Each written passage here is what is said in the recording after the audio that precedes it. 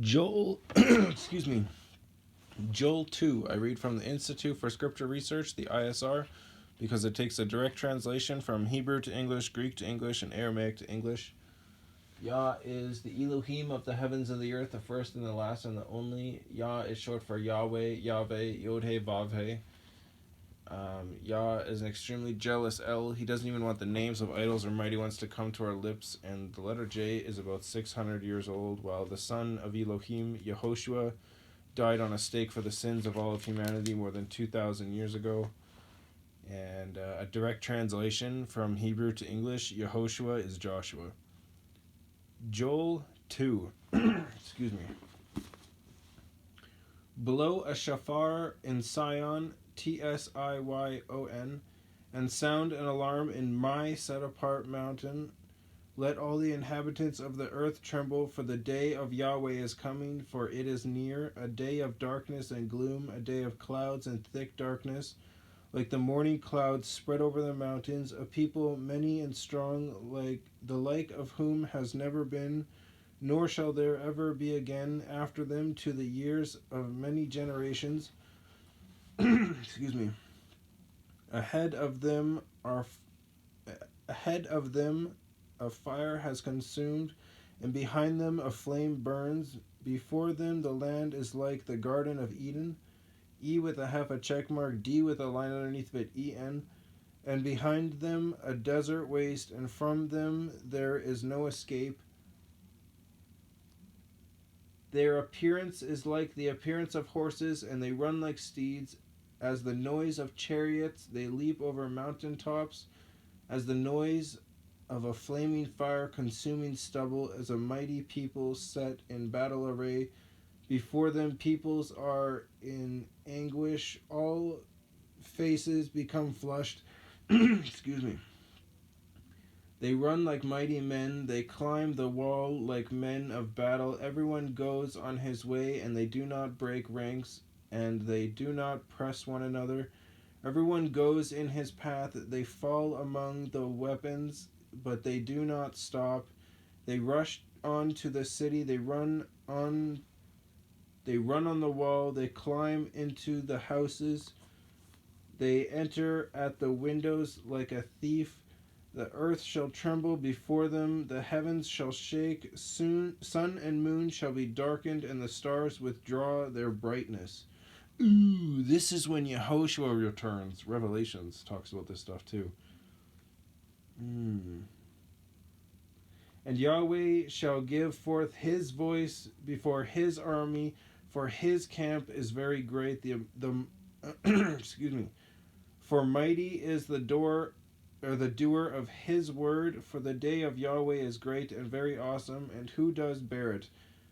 Yet even now declares Yahweh, turn to me with all your heart, and with fasting, and with weeping, and with mourning, and tear your heart and not your garments, and turn back to Yahweh your Elohim, for he shows favor and is compassionate, patient, and of great loving commitment, and he shall relent concerning the evil. Who knows, he might turn and relent and leave a blessing behind him, a grain offering and a drink offering for Yahweh your Elohim? It's a question. Blow a shofar in Sion, set apart a fast, call an assembly, gather the people, set the assembly apart, assemble the elders, gather the children and nursing babes.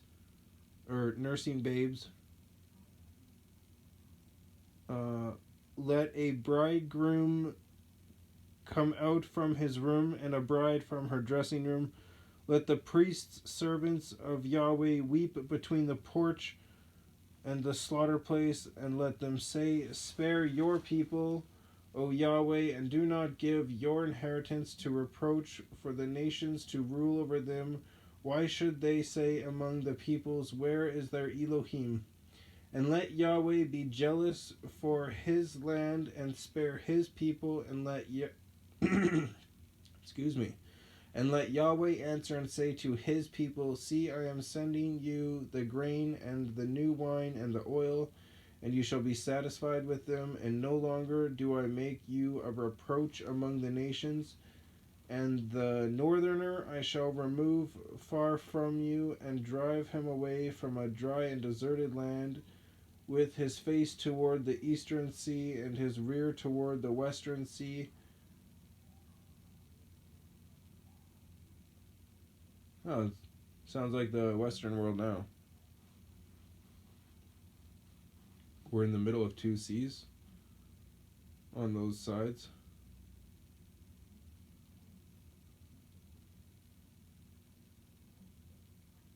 Oh, wait. Yeah, east and west.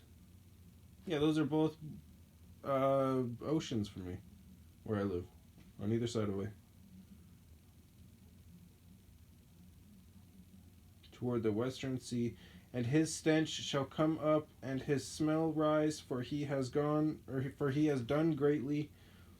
Do not fear, O soil, be glad and rejoice, for Yahweh has done greatly. Do not fear, you beasts of the field, for the pastures of the wilderness shall spring forth, and the tree shall bear its fruit, the fig tree and the vine shall yield their strength, and you children of Sion, be glad and rejoice in Yahweh your Elohim, for he shall give you the teacher of righteousness, and cause the rain to come down for you, the former rain and the later rain as before.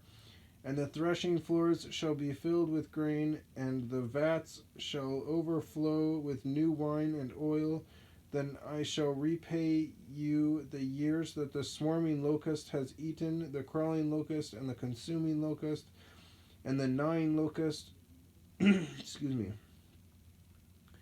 Gnawing, gnawing locust. My great army which I sent among you, then you shall eat, and be satisfied, and shall praise the name of Yahweh your Elohim, who has done with you so wondrously, and my people shall never be put to shame, and you shall know that I am the myth in the midst of Yisrael, YISRA apostrophe E with a half a check mark L, and that I am Yahweh your Elohim, and there is no one else.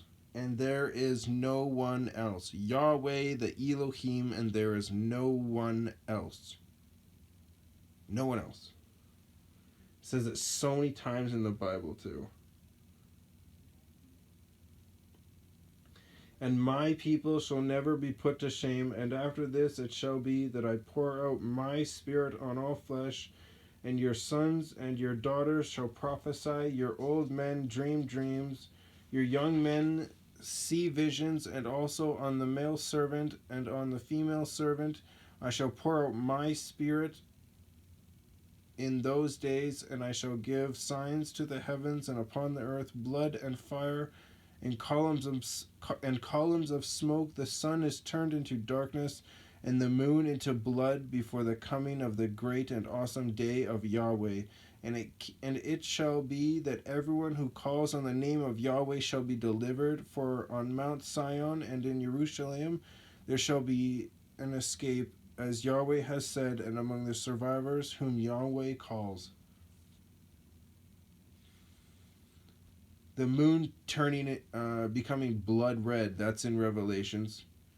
The stars being completely blotted out wherever you go, like actually destroyed. Not just going into the city, because city lights remove the ability to be able to see stars. But if you move out of the city, you can still see them. Well, those people out of the city are going to see the stars just disappear. They're just going to get blotted out.